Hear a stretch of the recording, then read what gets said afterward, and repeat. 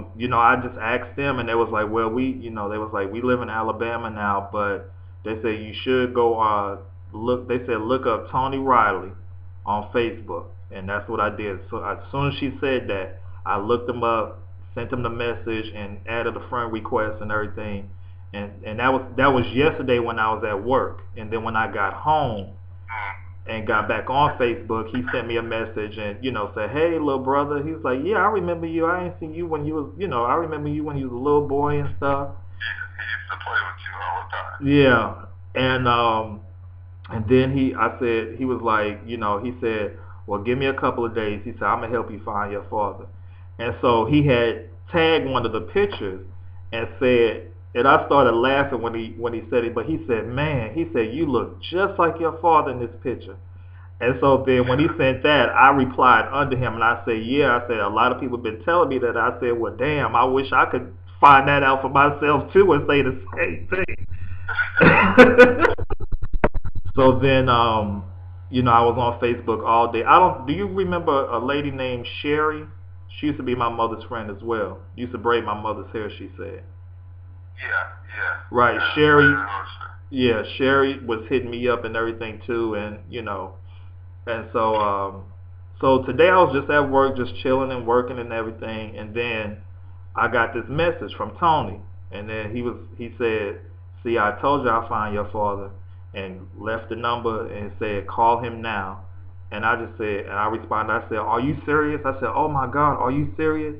And I had jumped up from my desk and went in my boss's office, and I said, "I think I found my father." I said, "I think I found him." And they was like, "Oh, that's good," and excited and stuff. And then I came back to the computer and he was like, "Call him now." And I was like, I said, "Okay." I said, "But I'm sitting here crying and stuff. I'm trying to process this. I don't know what to do." And so when I said, "Okay," and so then I went back in my boss's office and he started questioning me. He was like, he said, "Well, what are you gonna do when you call him? What are you gonna say?" I said, "I don't know." He said, "Well, didn't you think about this? And this is what you always wanted." I said, "Yeah, I always wanted. I thought about it." I said, "But I thought it never was gonna happen, so I hadn't even thought about past. So I didn't think past after I did find you and stuff. What would happen and what would I do and what would I say and stuff."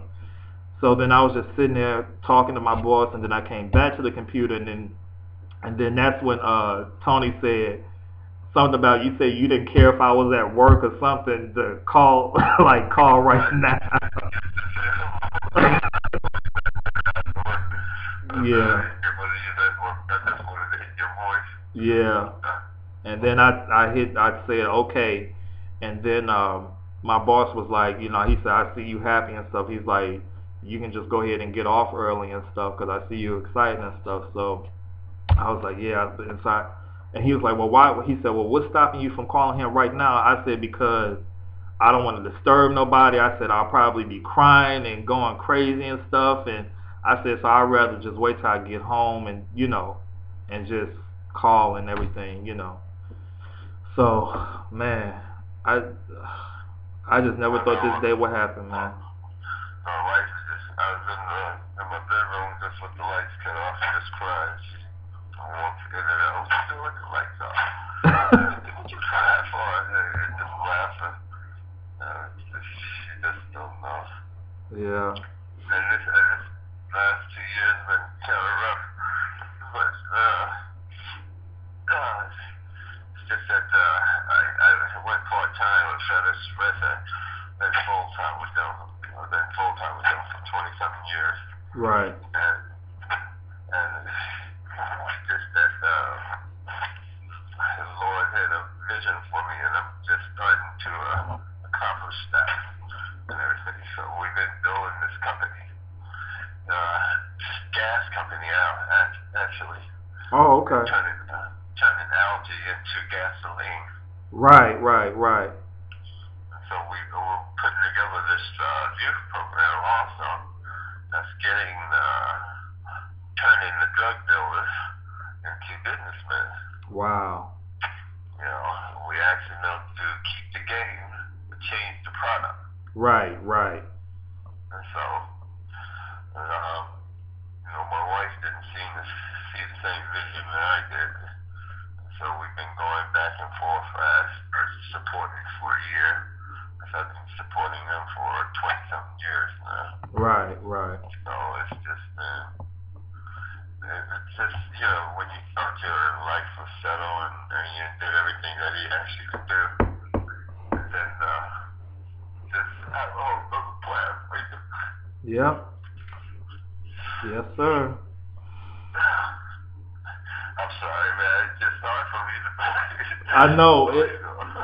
Trust me, I would have been like really. I've been crying since I've been on the phone, but I'm telling you, if you would have saw me earlier prior to calling you, I just couldn't hold it in. I was going crazy, man. I was going crazy. Another picture you also? Huh? What you say? There was another picture right next to you. You had two pictures. Yeah, so. And then there was some other pictures on there. Right. I said, well, sure. Yeah. Surely that's probably when he was younger. And everything. That's why he probably just looked at different when he was younger. Yeah. Yeah. Yeah. Because she was saying that it looked like a prison door behind you. A prison door? Oh, no. That was at, okay, I know which one they're talking about. I was at my job has like 5 different locations. And that was actually the youth program location that I was at. And I just, you know, they gave us laptops and stuff like that. So I was just playing around with the laptop and the camera that was on it and just decided to take that picture and everything. So, yeah. The way Anthony talked, that he's a very respectable young man. And so we was trying to, because we have my wife's cousin is in Houston, Texas also. Oh, wow. We went there for the All-Star game. Wow. Oh, you was doing that time. Well, I actually just moved to Houston 4 months ago. Yeah, I'm still here. I just moved here about 4 months ago. Because I'm associated with the referee, and he used to give me tickets right. to all the All-Star games. So I used to go every year. The first one I went to was in Houston, Texas. Wow. What made you all the way out there, huh? You there? Yeah, I'm still here. Oh, okay. So yeah, I moved actually from Miami to here 4 months ago. Oh, okay. Yeah. And so you've been by yourself or been on your own all this time? All this time. I actually moved, my first move on my own,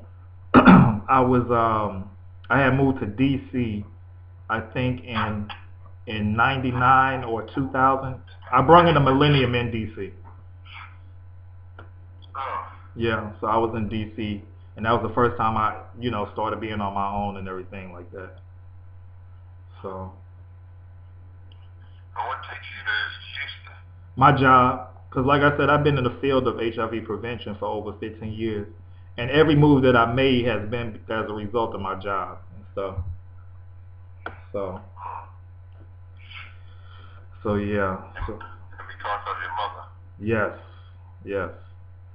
Because I tell that story all the time. I tell people, I say, you know what? I say, even though this is a serious thing, I said I had no desire to even be a part of it. You know, I have my own biases about it. You know. I know.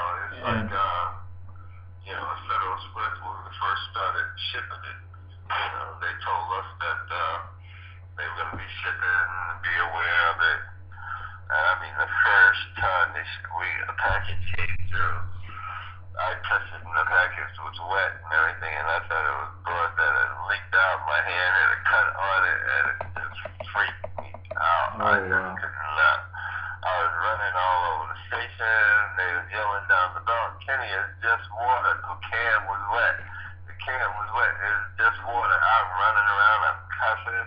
I was just freaked out. Wow. Matter of fact, they had to end up sending me home because I was just so freaked out by it and everything.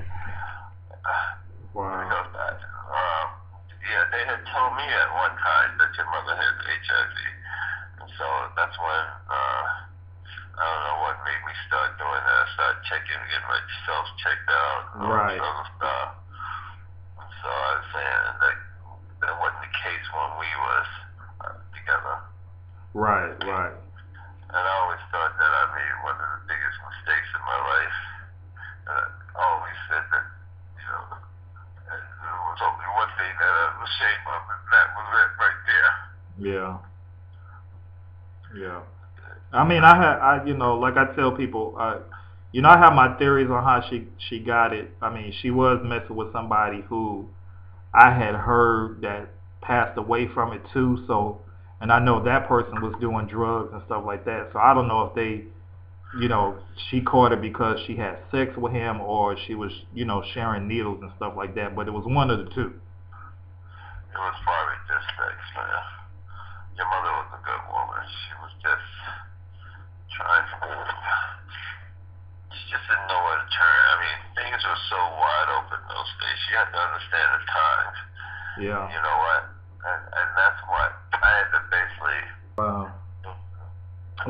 Let me ask you this, because I've been saying this too ever since I've known people. They ask me, well, what do you? It's like you look like you mix, and you know, I know my mother, and my grandmother, my great grandmother, all them I know were like came up as Indians and stuff, especially my great great grandmother.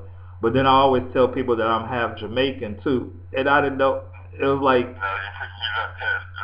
Well, one, you could never. I didn't know what.